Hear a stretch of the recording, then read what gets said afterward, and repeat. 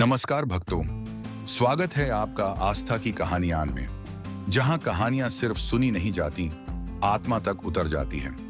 यहां हम सुनाते हैं ऐसी दिव्य कथाएं जो टूटे हुए दिलों को सहारा देती हैं, हारे हुए को आशा देती हैं और भक्ति को जीवन से जोड़ देती हैं। तो आंखें बंद करें, मन को शांत करें और हमारे साथ चलिए आस्था, विश्वास और चमत्कारों की इस दिव्य यात्रा पर। खाटू श्याम जी का रहस्य, मेरी आवाज मेरी कथा कहते हैं। कुछ स्थान केवल मंदिर नहीं होते, वे जीवित शक्तियां होते हैं। कुछ मूर्तियां केवल पत्थर नहीं होती, वे सांस लेती हुई करुणा होती हैं। और कुछ नाम नहीं होते, वे टूटे हुए दिलों की आखिरी उम्मीद होते हैं। आज मैं आपको ले चलूंगा राजस्थान की पवित्र धरती पर, सीकर जिले के एक छोटे से गांव खाटू में, जहां विराजते हैं हारे का सहारा श्याम बाबा।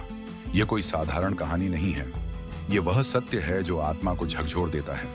युगों पहले जब धर्म और अधर्म के बीच महायुद्ध की आहट गूंज रही थी, तब पांडुपुत्र भीम के वंश में एक अद्भुत बालक ने जन्म लिया। माता थी मोरवी, अहिलावती और बालक का नाम बर्बरीक।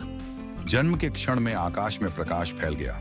देवताओं ने मृदंग बजाए और प्रकृति ने संकेत दे दिया, धरती पर कोई असाधारण आत्मा आई है।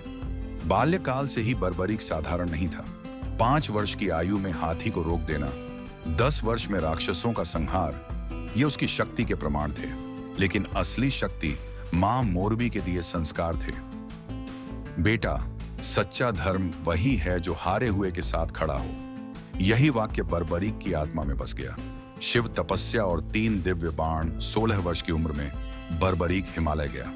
बर्फ, भूख, पीड़ा, कुछ भी उसे रोक न सका। महादेव प्रसन्न हुए और उसे 3 दिव्य बाण दिए।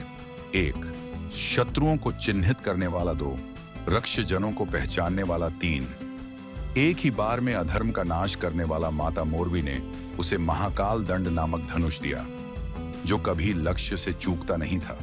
महाभारत युद्ध की घोषणा हुई। बर्बरीक कुरुक्षेत्र की ओर चला। रास्ते में मिला एक साधारण ब्राह्मण, लेकिन उसकी आंखों में असाधारण तेज था।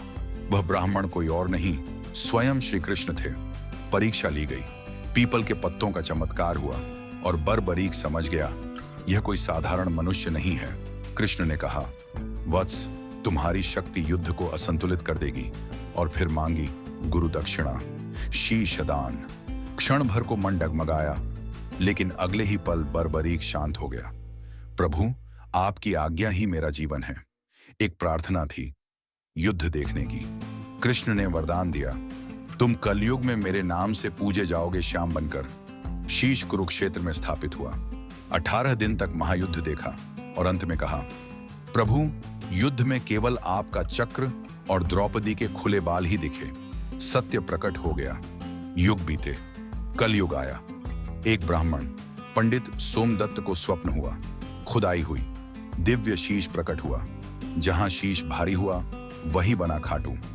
राजा रूप सिंह चौहान ने मंदिर का निर्माण कराया और उसी दिन से श्याम बाबा जीवन दर्शन देने लगे।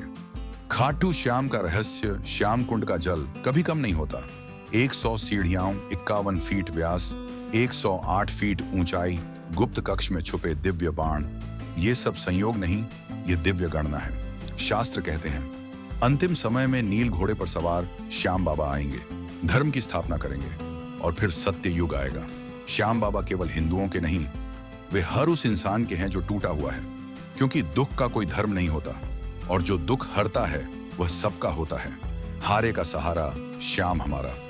प्रिय भक्तों, अगर यह कथा आपके हृदय को छू गई हो तो इसे केवल वीडियो समझकर न छोड़ें, इसे भक्ति समझकर आगे बढ़ाइए। वीडियो को लाइक करें, अपने परिवार और मित्रों के साथ साझा करें और कमेंट में जय श्री श्याम लिखकर अपनी आस्था प्रकट करें।